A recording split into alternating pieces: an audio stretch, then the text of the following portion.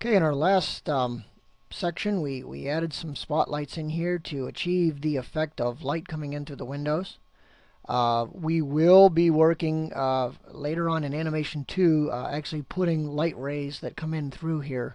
But for now, we've got the ability to actually put lights down on there.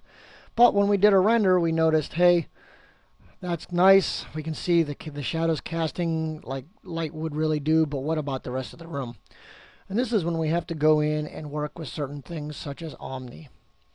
When we put an Omni light, we want to go in and drop an Omni light in the back of our scene. We don't really want it up front.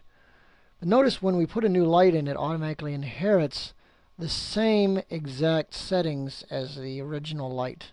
So it automatically does a yellow at 2. So we're going to have to go in and change it, maybe 0.5. And let's actually do white, maybe even a little gray in there. Okay, we don't want this to be completely white. We don't want shadows casted at this point.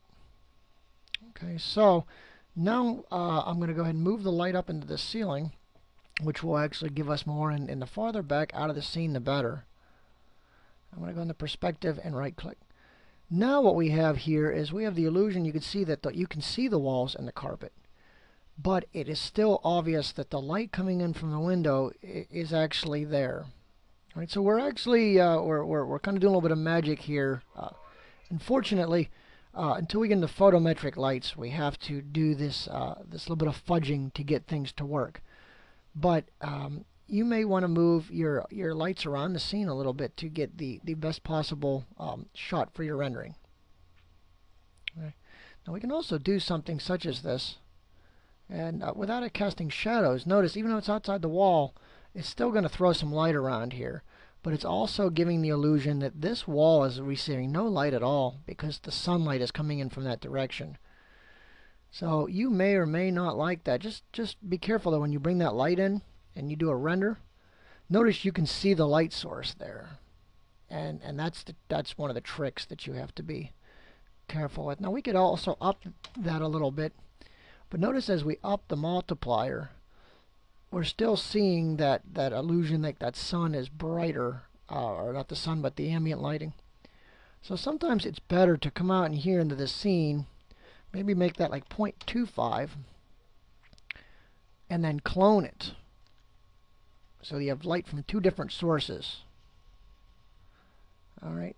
So depending on what you want to achieve, you have to play around with light locations, shadow casting, and the multiplier along with color. Now to achieve a good interior look, it is better to be a little dark than it is to wash it out. If I select this light and I do a washout of 4 and I do this of 4, washout totally ruins your scene. We'll do a render there. Oops, I need to go into perspective, do a render. Notice that that's a gray couch. And we can't tell it's gray because there's so much white light in the scene, as well as the walls, the carpet, and all that. So please do not fall victim to washout. We want to make sure that a little bit of darkness with the light coming in will really give us the best possible scene to work with. Okay, so that ends our lighting segment for Animation 1. To this point, you have enough to create various lights, make some changes, as well as put them into a scene to achieve some lighting effects. All right.